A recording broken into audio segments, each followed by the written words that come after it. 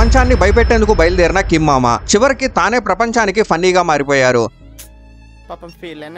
North Korea 5000 టన్నుల బరువున్న కొత్త న్యూక్లియర్ వార్షిప్ ని లాంచ్ చేసింది. దీని పేరు చోయోయ్ క్లాస్. ఇది మిసైల్స్ తో రెడీగా ఉంది మరియు మీమ్స్ గా మారడానికి కూడా రెడీగా ఉంది. లాంచ్ చేసిన రోజే ఈ షిప్ బోల్తా పడింది మరియు దాని హల్ కూడా విరిగిపోయింది. కిమ్ జాంగ్ కోపంతో రగిలిపోయాడు. దీనిని క్రిమినల్ యాక్ట్ అని చెప్పాడు. తన సైంటిస్టులు ఇంజనీర్ల పైన కోపాన్ని చూపిస్తున్నాడు. ఇప్పుడు క్వశ్చన్ ఏంటంటే ఇప్పుడు ఈ ఇంజనీర్స్ సైంటిస్టులతో కిమ్ ఏం చేయబోతున్నాడు? ఎందుకంటే మీకు తెలుసుగా కిమ్ నవ్వినప్పుడు మీరు నవ్వలేదంటే లేదా అతను ఏడుస్తుంటే మీరు ఏడవలేదంటే మీకు మరణశిక్ష వేస్తారు. సౌత్ కొరియా చెప్తుంది ఈ షిప్ రష్యా సహకారంతో తయారవుతుందని. రూమర్స్ ప్రకారం నార్త్ కొరియా ఉక్రెయిన్ యుద్ధానికి రష్యాకు సైనికుల్ని ఇచ్చిందంట. దానికి బదులుగా రష్యా షిప్ టెక్నాలజీ ఇచ్చిందంట.